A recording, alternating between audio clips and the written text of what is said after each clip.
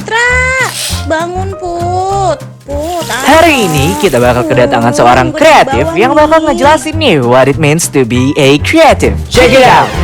Halo, kembali lagi bersama Rido si Crazy, Rizky yang imajinatif. Bersama kita menjadi kembar kreatif. Ki, sebenarnya apa sih kembar kreatif? Kere tapi aktif? Hah? Ya enggak lah. Thank you. Gue nyapa dulu ya. Halo teman origami. Halo. Sekarang sudah kedatangan sama sahabat saya, Nasta Indah. Halo.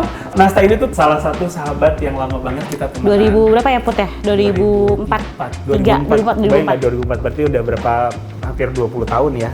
By the way teman origami, Nasta ini tuh adalah orang yang profesinya lebih ajaib lagi dari sahabat-sahabat gue yang sebelumnya.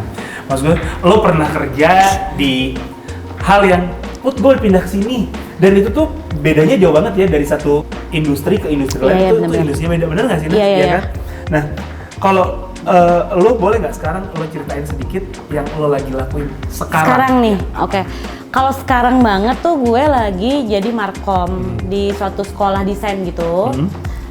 Tanggung jawab gue selain dari sosial medianya, juga hubungan antara internal sama eksternal, sama ada event kantor gue, misalnya kayak kalau sekarang pandemi ya, jadi webinar atau kayak ada live di kantor gitu, atau sama ada festival film.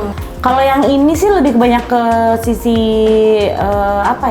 ke sisi kreatif gitu, sama banyak berhubungan sama orang sih. Jadi lebih ke, gue nyebutnya tuh kayak pekerjaan gue tuh lebih banyak human skill gitu.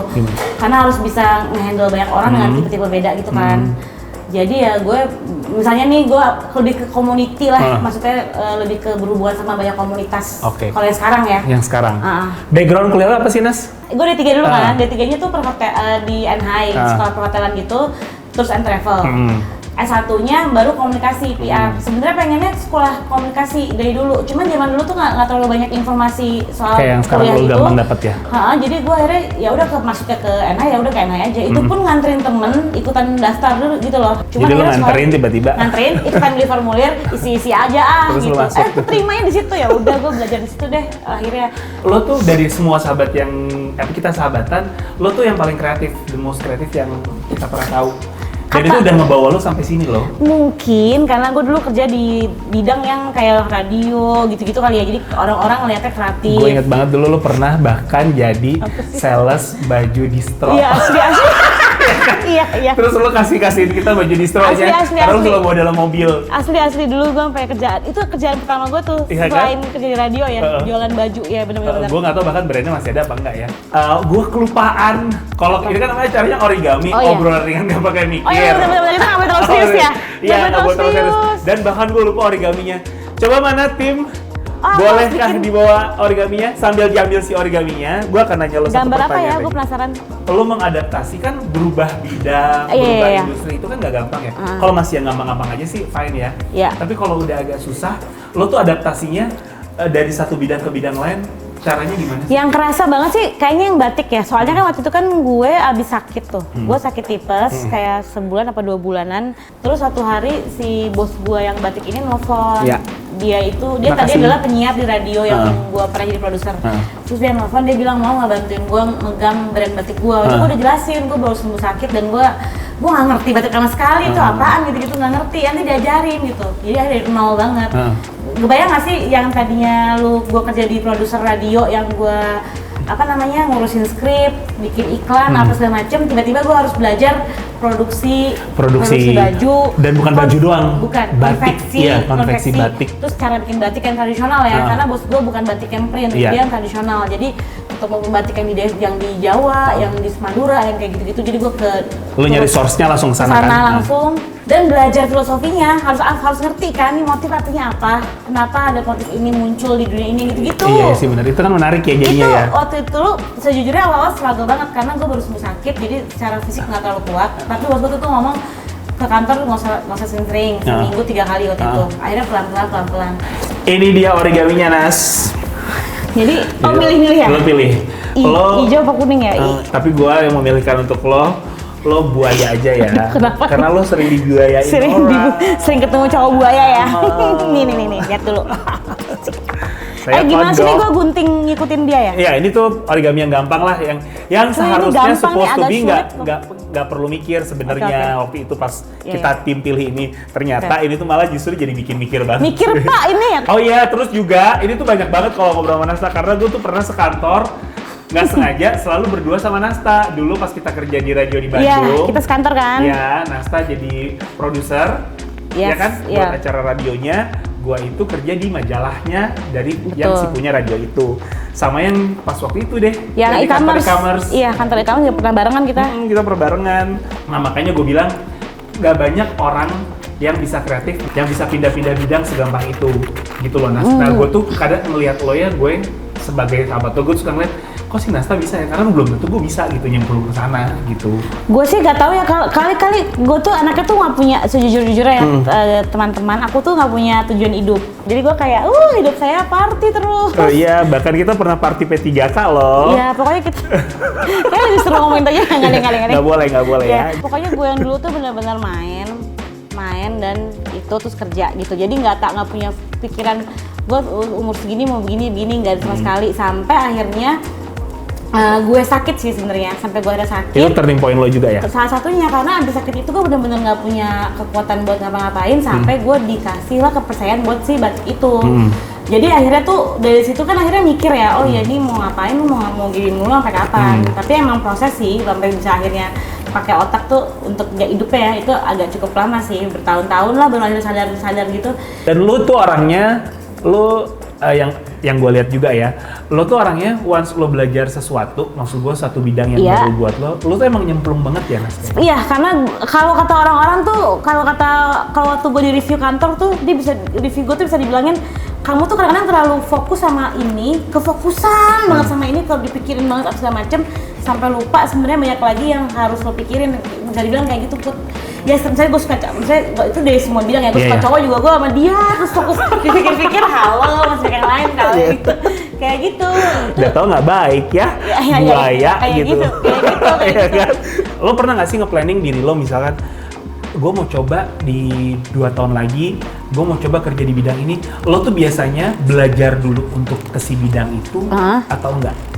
Atau gimana cara lo belajar untuk bidang kerjaan yang berikutnya? Sebenarnya gue pengen banget tuh bisa terlibat di ngerjain web series. Nah, waktu bukannya udah ya? pernah, tapi kan itu kan dulu kan kayak project doang kan, jadi udah selesai projectnya udah selesai dong. Nah, ternyata pengen lagi nih sekarang, cuman aku tahu nih masih banyak yang harus belajarin, karena kan bikin skripnya atau kreatifnya nggak gampang tuh. Iya. Latihan gue tuh banyak nonton, maksudnya nonton series biar tahu kayak apa, terutama series yang dibikin sama orang Indonesia ya, maksudnya biar ngerti kan kalau di Indonesia orang-orang sukanya kayak gimana sih. Kulturnya gimana, kan beda-beda ya. Terus belajar nulis lagi dari nol akhirnya gue. Bahkan kalau nggak gue liatin ke mereka, gue bikin beginian, nanti di review sama teman-teman gue yang kebetulan udah kerja di bidang itu. Ini menurut gue jelek nih atau kurang ini gitu. Jadi gue dari nol lagi, Put. Jadi the way lo translate ide lo itu, lo dengan nulis biasanya? Karena gue lagi pengennya itu ya, lagi pengennya web series. Jadi lagi belajar nulis lagi sekarang, tapi dari aku masih belajar sih jatuhnya. Nas, disebut orang kreatif, lo ngerasa perlu banyak skill atau apa dari Kalau sudut gue ngeliatnya tuh ada pandang dua, kita? ada yang dari lahir emang udah by nature, emang udah kreatif gitu, itu udah lo nggak bisa lawan tuh. Iya. Udah diem aja juga, Jangan idenya dilawan. udah heboh. Jangan Itu udah dilawan, ketahuan. Bunda ya. Dan dia bisa aja dia rebahan terus, tapi idenya kreatif. dan langsung menghasilkan apa segala macam. Tapi ada orang-orang yang mungkin orang-orang yang setengah-setengah kayak gue kali ya, yang maksudnya mungkin gue ada kreatifnya dikit, tapi nggak bisa kalau nggak akhirnya harus dipancing terus rajin baca buku atau banyak melihat keseharian kayak gimana. Karena gue bukan by nature kreatif juga, menurut gue sih gue karena banyak baca juga dulunya kali ya waktu Tapi lo emang seneng baca kan? emang seneng banyak baca, banyak nonton, denger lagu, maksudnya emang harus Lo harus terus. empanin terus otaknya biar mikir kali ya Iya, gitu? biar mikir sama biar jadi kepacu, seru ya bikin kayak gini gitu. Kalau enggak sih mungkin, kalau gua enggak gitu, mungkin lama-lama juga gua pasti ya gitu-gitu aja. Nah tuh temen origami, jadi memang itu kuncinya. Kalau menurut aku ya, tapi Ikro. ya.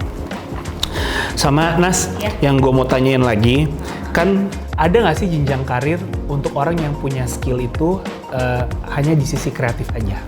Ada kok, gue ada contoh, dia tadinya bukan cuman dia tadinya tuh kerjanya sebagai admin, terus tiba-tiba kemudian dia belajar desain sendiri, dia belajar grafis sendiri, akhirnya dia sekarang udah bisa naik jadi apa sih, bisa ngerjain grafis juga kayak gitu.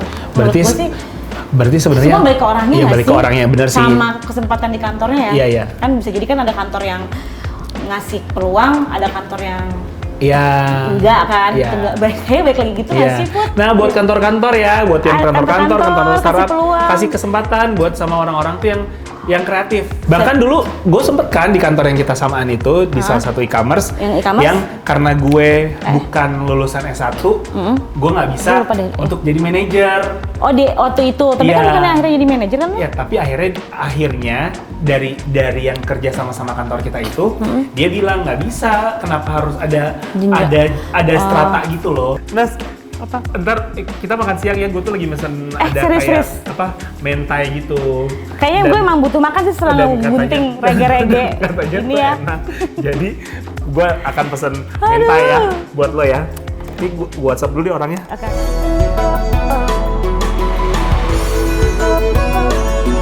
Nah, ini dia dimsum yang mentainya oishi banget. Pas banget nih buat nemenin sore hari lo. Bisa dipesan melalui aplikasi favoritmu. Tuh. Nah, sambil potong ini, gue ada lagi satu pertanyaan dari kartu eksplorasi. Aduh, aku Ini tuh takut. selalu ada Iya, di iya, oke, setiap oke. yang ini ya. Pertanyaannya seputar apa sih? Pertanyaan seputar hidup, ini lebih Oh ke my god, hidup lagi. Oke, gue ngambil aja merem ya? Iya, Ngarang aja ya. Heeh. Ambil, kasih lo apa gue baca langsung? gue. Nih. Sep. Aduh, Nah, ini tuh susah kan? pertanyaan buat lo ya. Apa yang lo paling suka dan lo cintai dari diri lo sendiri? Gue paling suka sama dari diri gue sendiri adalah gue itu mageran. Jadi gue nggak terlalu nggak pernah ribut-ributin hal-hal kecil yang kayak misalnya ya ada sesuatu apa yang bikin kesel gitu. Biasanya gue diem aja. Maksudnya nggak terlalu gue Lo udah dibawa santai aja, di bawah dibiarin santai. aja. Karena mungkin gue saking santainya. Misalnya gini, misalnya nggak usah jauh-jauh deh. Misalnya ada kejadian apa, pengen banget komen. pengen ikut-ikutan komen gitu yang sebenarnya lu nggak ngerti gitu. Sebenarnya gue nggak ngerti amat. Akhirnya gue memilih nggak usah ikutan, diem aja. Jadi itu yang lo cintai dari lo sekarang aja, lo bisa menahan Diri dari hal-hal yang nggak perlu gue ikut-ikutan. Oke. Nah ini sama satu lagi deh. Ini sudah mau di akhir acara Oke. interviewnya. Kalau lo punya quotes, entah dari film atau dari musik atau dari buku yang lo baca atau dari bos lo atau dari siapa, apa yang lo paling ingat dan lo berusaha terapin itu ke dalam hidup lo aja sih? Banyak sih apa ya, ke mata ada telinga sih Malik. Iya. Karena liriknya menurut gue ngajarin lo jangan, kalau lo punya mau tuh lo harus sadar sama universe itu ngasih apa enggak sih gitu. Jadi jangan jangan maksain apa sih, jangan maksain, Jangan ngoyo. Jangan ngoyo yang sesuatu yang lo tuh udah tahu sebenarnya kata universe nggak boleh nyet. Kayak itu ya. Kamu tidak bisa merubah apa yang Kamu tidak bisa digariskan. merubah. Itu cuma kita yang tahu dan nggak akan kita bahas ya. Gitu. Oke Nasta, terima kasih ya Nas. Iya. Udah datang. Ini kita terusin sambil. Belum selesai, gue terusin ya. Apa ntar sambil terusin. Iya. Terus makasih teman-teman origami. Jangan lupa subscribe, like, and sama comment. comment. Terus ketemu lagi di episode berikutnya dengan narasumber yang mudah-mudahan bisa terus inspirasi teman-teman origami. Thank you Nasta. Thank you. Thank you. Bye bye. Dadah.